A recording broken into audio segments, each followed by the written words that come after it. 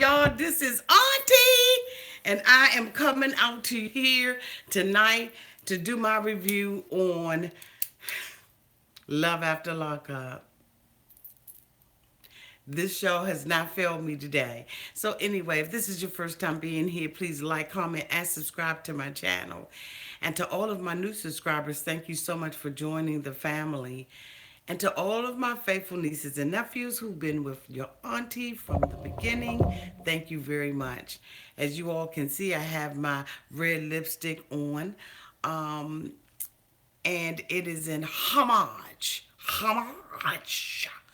to our girl Mary. Okay? So anyway, this episode is, of course, like I said, season 1, episode 5, surprises and sentences. And we just gonna go head on and jump right into it, okay? Because your auntie is tired tonight. Like, I don't know if y'all can see it all up in my grill, but I am exhausted. Okay, so let's get that over with. So tonight we look at Garrett and Johnna. They open up with them. Okay, so they are still in the house and they beefing. Johnna is like, he goes out, you hang out with these know nothing men, and you here it is, my birthday in 2 days, and you hanging out with all of your homeboys and everything. And, you were supposed to have been having your first drink with me, and you're not. And I'm mad about it. And really, you know what? It hurts my pride. I'm embarrassed. I'm appalled. I can't believe that you would do something like this to me.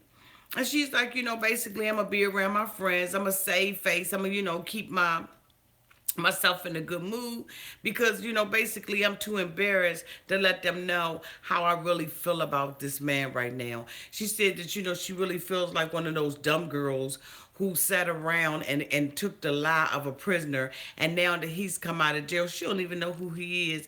In the meantime, Garrett is sitting there sucking it all in, and he's like, shoot,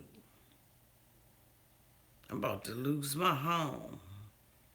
Cause our house is not a home. Okay. He knows that she is not playing with him. As crazy as she is, she's not playing with him. She says she really believes that she deserves better than this, and she's not going to compromise, what she wants in order to be with Garrett. She is tired of him and she's ready to be done with him. And he was like, look, I got to do what I got to do. I don't care if I got to take that car back. I don't care what I got to do. I got to keep a roof over my head and some food, you know what I'm saying, in my belly, and some permanent ass in the house. Okay. So, basically, we move on from there. The next person we see is Michelle and Andrea. Andrea is back from being in LA with her boo boo, and she is catching Michelle up on everything. So, they go and sit on a little picnic table and everything. And so, basically, she starts telling her about, how when she saw him, she was a little apprehensive and she was scared at first. And then after she saw him, she just started screaming. We all saw all of that. Okay, whatever. And so, basically she's like, yeah, girl, I was just screaming. And I went, we had a party for him. And, when we had the party for him and everything, the baby mama showed up. And, girl, I got up and I left. And Michelle was like, you left, girl? She was like, yeah, I'm not going to be sitting across from some table from a woman who slept with my man. And guess what Michelle did? High-fived her. I said, I'm done. I'm done. Michelle, are you serious? Why would you high five something like that? There was nothing cute, sexy, hot, like all right, like cool in the game. Like there was nothing that you should have been celebrating with her. You should have been checking her. But you know what? Maybe that's the way you think too. So she's like, I won't go be sitting there with with her. She done slept with my man and woo woo woo. Well, you done slept with him now, so okay. Okay. So then she tells her about the incident when she left and Lamar came and got her and he was mad and they got into, an altercation or an argument out in the parking lot. And she was like, girl, he was acting like a bulldog. Like he was acting like he was going to hit me. And I was telling him, don't hit me. Don't hit me. Don't hit me. Now I don't remember her saying all of that. She was like, "Girl, he was treating me like I was his inmate." And Michelle was like, "Oh my God, clutch my pearls." Oh, and that's what I thought. I just kind of figured he was gonna be that kind of man. Okay, but you know what? That's just being rude. And she was like, "No, honey, that ain't being rude. He was acting like a bulldog." And she was like, "But girl, you don't need to be around anybody like that. You deserve better than that." And Andrea was like, "Girl, I know." And then, so, she was like, "Do you know? Don't treat me like one of those girls. Don't treat me like that." How else is she supposed to treat you? Here you sitting up here talking about the man that you love, the man that you've been holding it down in the jail for the last 6 years, jumps up in your face, bullies you, treats you like an inmate. You say he got that prison mentality, but you not one of them girls. Andrea, get the hell out of here. You're exactly one of those girls. And you know what? Michelle made a comment. She was like, "You know what? If a man did, my boyfriend did me like that, you would be keying his car up." What happened to the Mormon religion? So is this what Mormons do? So Mormons just scratch people cars up. They don't want to be in a room with axes. Mormons don't want to have sex and go all the way, but they don't want your boyfriend to order the works. I mean, like for real, like I'm so confused about what Mormons do. Because Andrea, I just really don't think you know what religion really is. I really don't.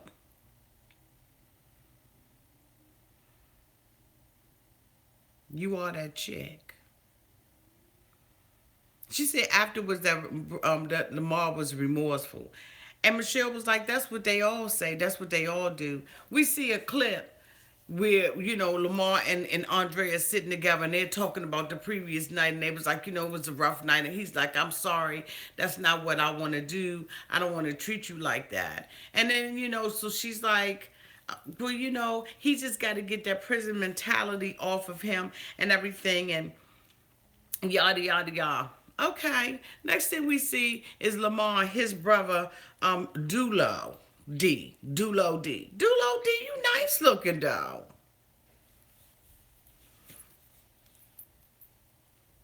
I'm saying.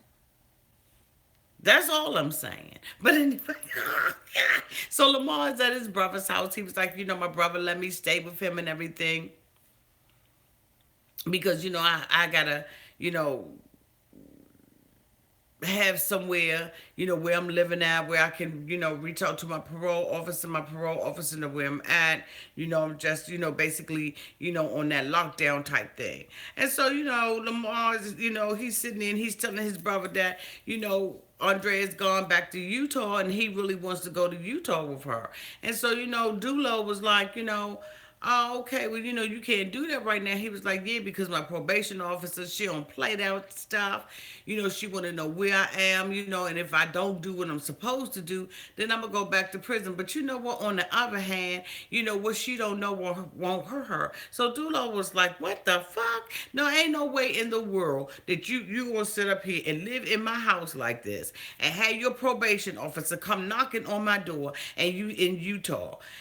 You ain't gonna have them knocking on my door." Now look, I was trying to be cool with you and everything and let you stay up in here. But no, you can't do that. He was like, "I mean, but I'm saying, I've been trying to be an honest man. She gonna go off and everything. I didn't tell her all the stipulations and everything and the conditions around my parole and this woman been holding it down. She been feeding me, helping me, clothing me. She been doing everything that the state don't do. And y'all know I always gotta get that out." And so, excuse me. And so, he was like, "I gotta do what I gotta do." And he was like, "Look, you need to rethink that. You need to wait till you off parole because you're gonna go right back to the pen." And I'm just wondering in my mind. So is Lamar wanting to go back to jail? Is that what he wants to do? I know he said he wants to go out there with Andrea and the kids and everything. But you know what? Make sure you legit. One of the things that I thought about last week is that Garrett, I'm sure that Garrett is still under some type of parole or a probationary period or something. And when he slept outside in that car like that, I'm just like, okay, was that not a violation of his parole? Isn't he supposed to be in the house by a monitor some daggone where, or at least be in the household? He's going to strip clubs and all of that kind of stuff and doing what he do with the whoop whoop and the boop boop boop, and you don't come home. So he don't have a curfew. Is it not like a curfew in Florida? Do they just let prisoners come out and just do what they want to do? Like none of them are thinking. Lamar's not thinking because he's willing to risk his brother's house because I'm sure that the brother, you know what I'm saying? Oh my God, like Dulo was like, I can't even believe that he's even considering it. That he would even come out his mouth and say something like that. That made me look at Lamar in a total different way because here it is, you're hugging on your baby girl the week before last week. And you're talking about, being apologetic and, apologizing to the mom. But then this week, here you are willing to risk it all. Risk it all to appease Andrea. All you got to do is tell the truth. I don't understand why people feel like they just cannot tell the truth and why they have to continue to keep lying like that. But we're going to come out here and we're going to talk about that on Sunday. Don't forget that on Sunday, fun day, we will be doing our live chat and nightcap talking all things love after lockup. You do not want to miss it. The comments and the atmosphere of the chat is out of control. Be here on Sunday. Okay. So the next thing we see is Arlen and James. Arlen is pulled over at a convenience store and throwing up. James feels like he was pushing her too much, to get a job at the Marlin agency and all of that kind of stuff. Alice said there is so much more that she can do.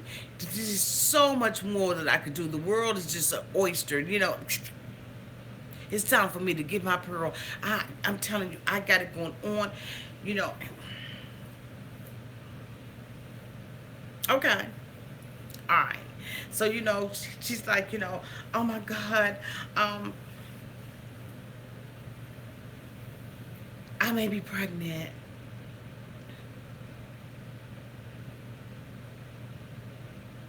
If you pregnant, you ain't throwing up that early. You like a half a day pregnant? Come on, Arla. This girl looks like to me, and I'm saying look like to me. She's already back on drugs. She just doesn't look healthy in the eyes. Like something is wrong. And it's not like her eyes are bugged out like James or anything like that. But seriously, Arla look like she's already using again. James is freaked out and wants them to be more established and wants them to be living in Chicago. He wants her to have a damn job. That's fair. But he says he wants to be more established. All it's never going.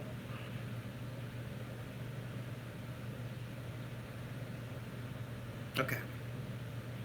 Next person we see is Angela and Tony. Angela is sitting at home waiting on the call from Tony because he did not show up at the, he didn't show up at the Greyhound bus station, right? So Tony, she's sitting there, she's like, I get to, talk to him, but FaceTime with him. So she's sitting there with her little high boots on and everything, trying to look, forever young and looking forever grandmama-ish. And I mean, a lot of people are grandmothers and they look good. So let me just say great, great, great, great, great, great, great grandmama-ish. So Tony calls. Hi, Tony. What's going on? What's going on? So, Tony, he said, I'm still shocked. I'm shocked. I'm still at the prison. I don't know why they didn't let me out, baby. She was like, oh my God. I waited and waited, and when you was not released, like I was sad, I felt used. I was smoking cigarettes. I was doing all kinds of stuff. I was talking to the other little black guys that I know just got out of prison, and I just was like, okay, where is he? I know he's a prisoner, so he probably conning me, but I just can't, just can't allow myself to believe that this man would be conning me. But anyway, and I just was so scared. He was like, "What, you thought you was gonna lose me, baby?" And she was like, "Well, you know what? It did cross my mind. Does it ever cross your mind anytime when I missed you?" Okay. I thought you said that you don't even allow yourself to go there to think that. But okay. You being honest for a change. So she tells Tony, yeah, I kind of thought that when you didn't show up like that. And he was like, look, you know what? You're going to have to trust me, young. I have to trust you. I don't know whether or not you too good to be true either. So, it's a trust type thing. And I guess, you know what, when you really look at it that way, I guess so. Angela asking him, when you gonna get out? What's your due date? Do you know? And he's like, no, I'm just kind of waiting around and trying to find out, what is gonna happen. She said that she said she thought that Tony had changed his plan. So Tony laughs and he says he knows it's in the back of her mind because it's in the back of his mind too. Um, then she goes on to say that people may assume that she is desperate. Um, and that's why she's in this relationship, but she's not in the relationship out of desperation. So Angela, tell me what it is again. Why are you in this relationship? Oh, that's right, I forgot. Because it's your life's mission and your life purpose to take care of a prisoner.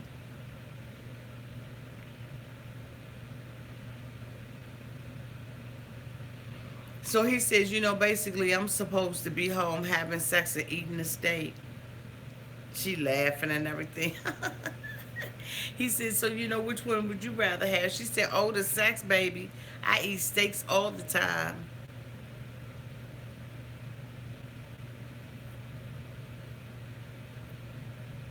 And then guess what he did?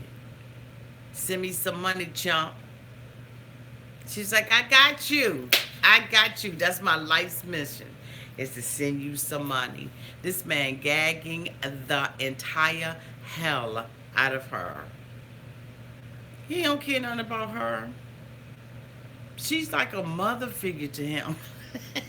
I hate to say that, but she is. I mean, this woman looks so old. I mean, I know good and daggone well she was holding hands with Harriet Tubman. Ain't nowhere in the world you gonna tell me that she wasn't working. Come on, girl. Come on. Stop this stuff. It ain't that many damn filters in the world. You old boo. Next thing we see is Dominic and Mary. Like, I'm telling y'all, this is Dominic. And like, really, for real, as I'm recording this thing is giving me a headache. Because I am just not like used to wearing colors like this. So I know, so, let me get this all together. Okay. This lipstick is seriously giving me a headache. How is she doing this? And she got her lips plumped. I tried to do something to make my lips look plump, but I was like, I already got a headache off the lipstick. Mary takes Dominic to a tuxedo shop. If these are not the most desperate women, they like, all my dreams are going to come true. When I marry him, my life is going to be complete. She takes this man to a tuxedo shop his first day home from jail. He's like, why the fuck is she got me in this tuxedo shop? And so he's like, I'm really not supposed to be here. one of the conditions of my parole is that I'm supposed to let them, plan my day out, and I'm supposed to, check in at different check-in points. You know what I'm saying? He has to be on a landline, and he has to call because really they want to see what he's doing with his time. She like, well, what are you complaining for? I need you to try these tuxedos on. I'll get you back to the place on time. She's not realizing that this man is like seriously trying to do the right thing with his life. He doesn't want to be in jail. He seems like he's had something that has happened to him that has been traumatic, or maybe seen something traumatic. I don't know. I'm just picking that up. But anyway, I digress. So Dominic tries on a blue tux, and he says, all right. And she's like, oh my God, that just looks so good on you. You all bulked up and everything. I mean, and it does look better than your prison outfit. The daggone lady, the sales lady that was helping them with the tuxedo, almost passed the hell out. Don't be scaring that little lady like that. So, basically he's like, okay, well, really, seriously, I don't have time for this. And she's like, well, I want you to put a tie on and a couple of little other accessories. She's not hearing him because the only thing that she has thought about all this time is being married to Dominique. And he's like, I'm not having it. She calls him Dom. Only thing that he's thinking about is proving that he can be in society and contribute to society and be a good little parolee. That's all he wants to do. He doesn't want to try on tuxedos. He's not there, Mary. Girl, he's not there. These people crazy. Y'all, I'm trying to tell you, these people are crazy as I don't know what. So, Dominique tells her that he has to get to a landline to call in, and she says, put on a tie and all that. She's worried because Dominique seems paranoid, and he has never been afraid of people in the past. He is paranoid, and he's afraid of people right now. He wants his freedom more than he wants this. And I can't say that I blame him. Plus, when he left, you didn't look like Homie the Clown. And now you do. See this lipstick on me? Don't I look like a clown? Look at this stuff. Look. Ugh.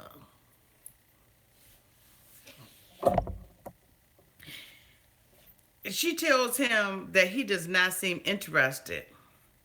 And he tells her, you know what? I just didn't see myself putting on a tuxedo on my first day out of jail, and my first day being in a halfway house. I didn't see this for myself, and she'll understand. She says she does not identify with this prison lifestyle as it is over, and he needs to care more about her and the wedding. You don't identify with the prison life, but he does. He does, Mary. I don't know why you're not getting this. This man has got prison written all over him. He's paranoid. They've told him that they're going to have people watching him. He's trying to, get back into society. He doesn't know, what his future holds right now. The only thing that he is being gripped with is the fear of going back. He wants to cross all his T's and dot all his I's, and all you thinking about is being married. Mary, your life is not going to be complete because you married Dominique. I'm telling you, that's when your problems really going to start. Because your expectations is built on false information, boo. And whatever. She said she thought that this would be fun, and he told her that he can't, that she can't be annoyed about him feeling this way. And so he's like, being on parole is like walking on eggshells because the slightest thing that you do can send you back. And I've heard that from other people. The slightest thing you do can send you back. So the next thing we see is Garrett. He says he's feel torn because he has this great woman, but again, he feels like he still needs to explore life. Okay, yes, because he went in there as a little kid. But here's the thing though, Garrett. And here's the thing to any of the prisoners that's watching this. I know it was nice for you to have a little girlfriend. You made her all these promises and said you was going to do all these things. But it was just better for you to have been by yourself all them years. Because you're not ready for this relationship with Johnna. And I know you feel a sense of loyalty to her because she held it down for you, but you don't love her and you're not in love with her.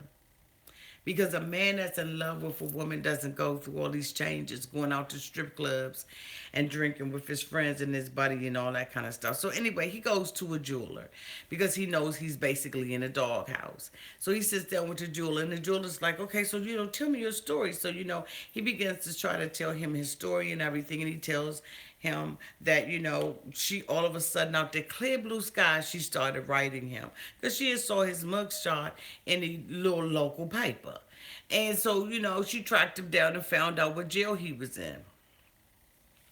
So the guy was like, I've been doing this for 30 some odd years and I've never heard this story before. Everybody loves story is different. I guess this is it. So, they sit there and they're looking at a ring and everything. And he shows him the band and he talks about, that there's a third carat of diamonds going down the side.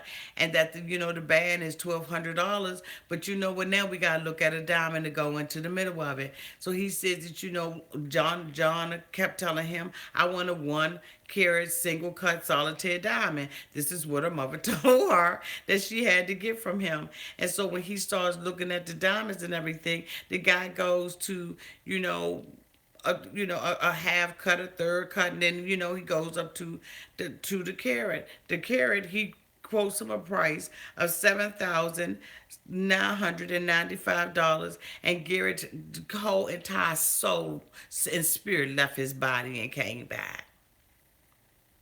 His hope, he said, well, I tell you what, I gotta do something. So we're gonna start going back down.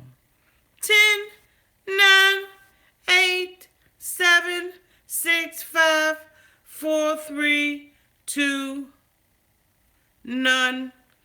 That daggone diamond went down to a chip, okay? He was like, yeah, I don't even need an eighth of a diamond. He's got to find some kind of way to get out the doghouse. So now we go back to Dominic and Mary, which this was just a hot entire mess. Mary says that she wants to know what is wrong with Dominic. They standing in the park and everything. So, they in the park and, she's acting like she really cares about what the man is saying. But you know what? Mary is extremely frustrated with Dominique. So she says, the only thing that was keeping her happy is that, it was her dreams of getting married to him. That was the only thing that had her hanging on. It was a dream, a hope, and a wish and a prayer. Desperate, sad ass Mary.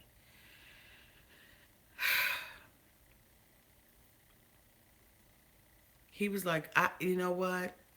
I can't focus on that right now. She said, well, you know what? How long is it going to take? Is it going to take you a week, 2 weeks? How long is it going to take? He said, at least a year. You don't understand what this life is. I'm trying to get my life together. I'm trying to get off parole.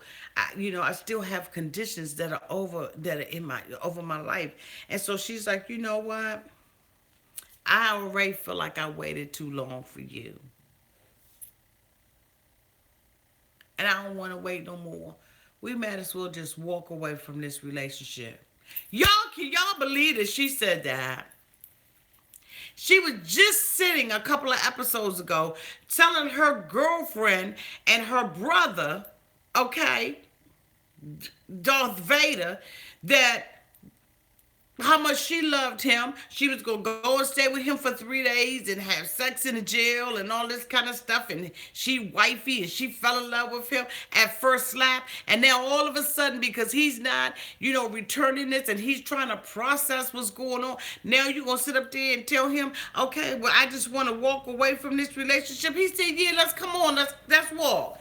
Let's walk on away from this relationship. I'm in agreement with you because what you're not going to do is harass me about getting married. You take me to a tuxedo shop. The first day that my ass get out, you take me to a tuxedo shop and you think that that's fun and that's something what I want to do. You are driving me crazy and bananas. One thing I like about Dominic is he don't mince words. He ain't got time to play games with that ass. And see, the thing about it was the reason why Dominic is able to be like this is because he's not staying up in her household. He's not doing all that. He's in a halfway house. So he's there where, he's going to be able to get help and get up on his feet. Come on, Mary, you can't understand that. You want to lock this man down like that. He's already been locked down all that time.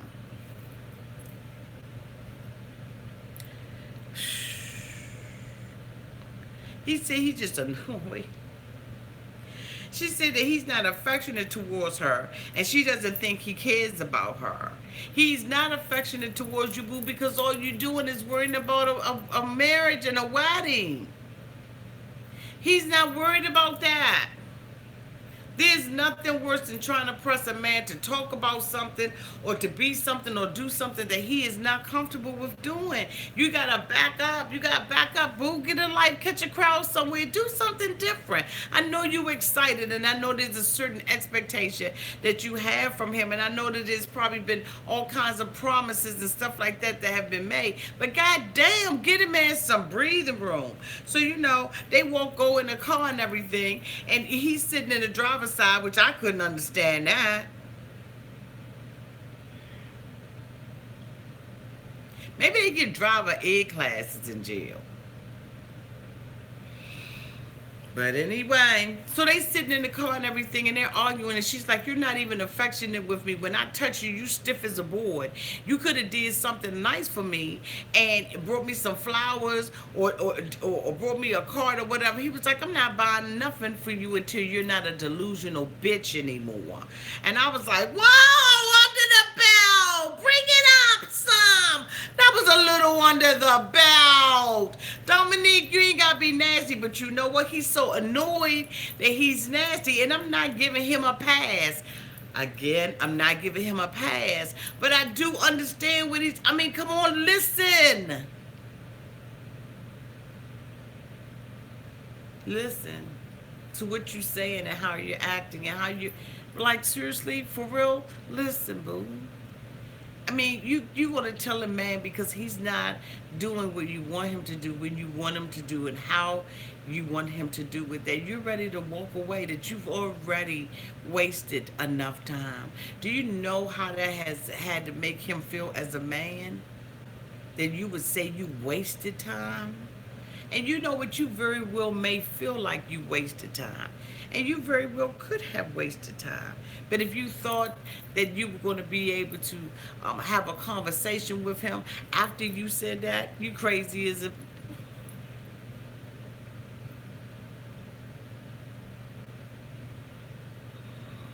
She said that Dominic is making her feel bad about herself and calling her names. Maybe he's changed. Duh. He's changed. So the next thing we know, you see, is James and Arlen. They are at a restaurant with Arlen, who just took a pregnancy, just about to take a pregnancy test. She sits down at this table and she tells James, that it's too early for her to have a baby. I agree. Especially with that glazed over look you got in your eyes. I absolutely agree with you. 100%. But James is pushing it, and I don't know why.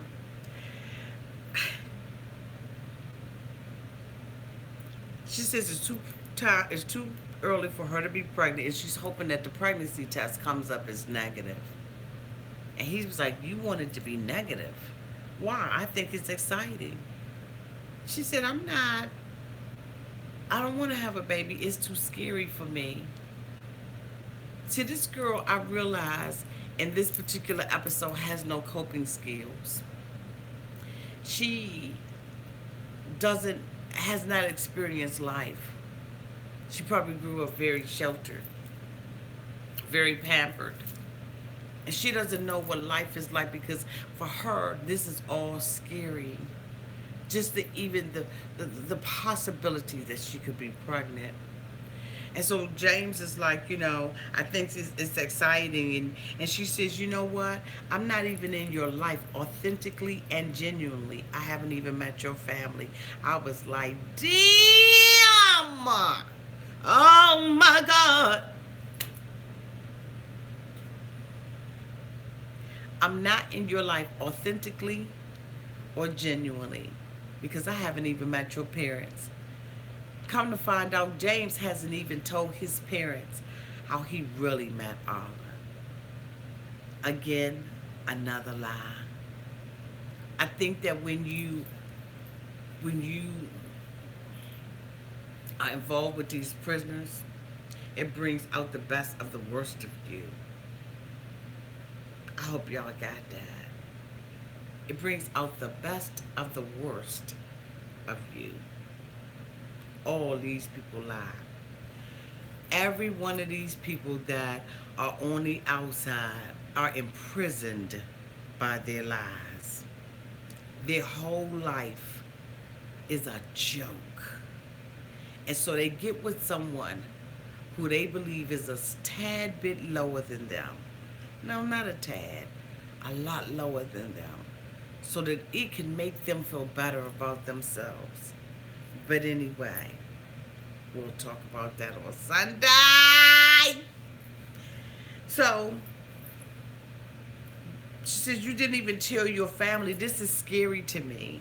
And so, James is, and she said it basically by him not telling his family the real, the way that they really met. She said it took a huge toll on her. She said it just really. Uh, Let me move on. James asks her why would she say that, and she tells him that you answer questions with a question. And I don't know what this tactic is. That's that police tactic. That's that stuff to incriminate you. See, so he will keep asking you questions so that you can incriminate your dumb ass. So, basically she's like, I'm not dealing with this. You can't BS a BSer. I said, okay. Okay. She has not met anyone that she likes enough to have a baby with. And I know that crushed his ego. But I was like, tell him. Tell him the truth. He said, what if it's pregnant? She said, then that's gonna be a bad thing. If the test comes back positive, it's gonna be bad. So she gets up from the table. She's like, I don't feel good. I want to change my clothes and I'm gonna go take this pregnancy test. So she goes in the bathroom. She comes back out and she's sitting there and he's just asking her over and over, what did it say? And she's like, damn, you can't just wait. You can't wait a second. You can't let me gather myself. And he's like, no, I'm not going to let you gather yourself. I want to know. And she was like, look, let me tell you, this is not funny. This is not games to me. You always would. You think that this is funny? She's really irritated with him, and I think he is that that just that nervous energy, and he's just really acting like a butthole. And she tells him that the test was negative. Hallelujah, James. You really showing who you are.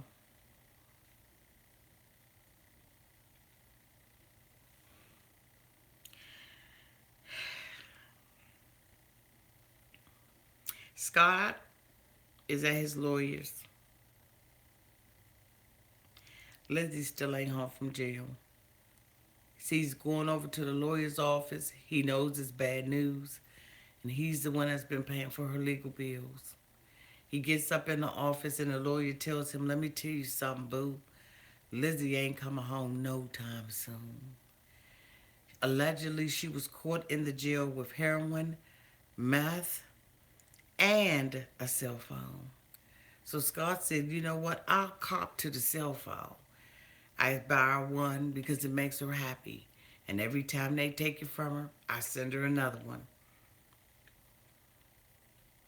She got about a good 6 months on that cell phone. I know them daggone um, guards is like, yeah, I'm gonna take this so Scott could go ahead on the buy Veronica one because she up on the night shift. You know, she working the 12 to 8 and she need a new iPhone too.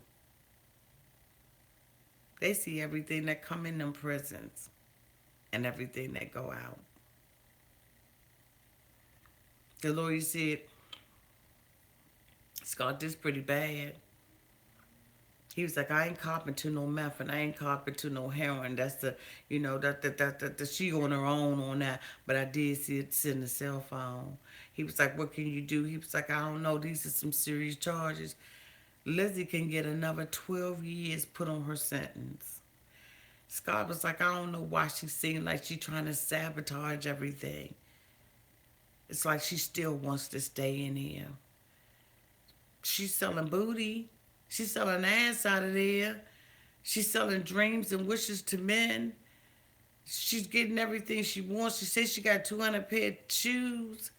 Lizzie living a life. We the ones out here struggling every day, going to work. You know what I'm saying? Trying not to rob Peter to pay Paul and Priscilla. Lizzie living a damn life.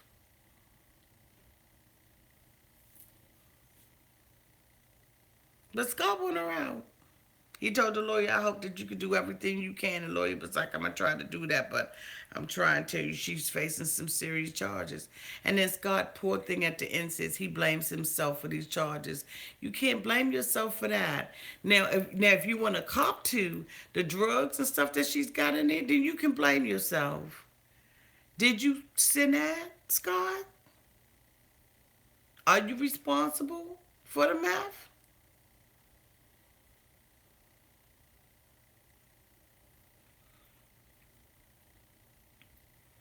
So the last thing we see is Garrett and Johnna. They at the birthday party. She said, all I want to do is drink and go home and go to sleep because I don't feel like partying. Look like you was partying and celebrating to me. But anyway, she's just there with Garrett and everything and all her friends and they cheer. Ugh, excuse me, y'all. They're cheering each other and everything, and they doing what they do with the whoop whoop and the boop boop boop. And Garrett's like, you know what? It's time to open up gifts. He gives her a little box, a little ring box, and she opens it up, and it's a melted chocolate strawberry. And she's like, what the entire?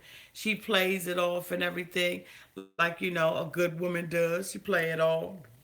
She better than me because I couldn't have played that off. So the friends, they looking and everything, everybody looking all stupid. And so, he gives her a medium-sized box, She opens up the medium-sized box and there's another box and then there's smaller boxes and, whatever, whatever. So at this point, she basically knows her ring is in this box. Ain't nobody stupid. We've seen this game before. He been in jail. Don't you know it's all kinds of ways of, presenting a ring now? God dang, that was some corny crap. But anyway, so she opens up the box and there's a little box and she got her little, engagement ring. She said she feels engaged and her whole mood changed. She was celebratory and everything else, taking pictures with them snapping. She feels like a fiance.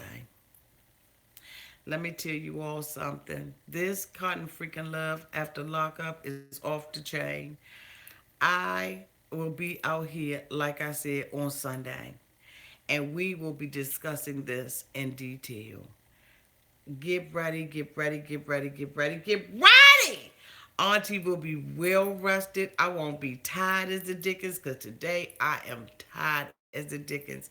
So please excuse me if I wasn't your hyped up auntie like you always have me. But I'm telling you, I have been working from the break of dawn basically and it didn't get off until 14 hours later and I am absolutely exhausted. So please excuse your auntie's energy level. But it'll be back on Sunday. I love you all to pieces. Thank you so much for being here. Please like, comment, and subscribe to my channel. And I'll see you on Sunday at our live chat nightcap. Don't forget to hit that thumbs up button before and after you leave. Love you.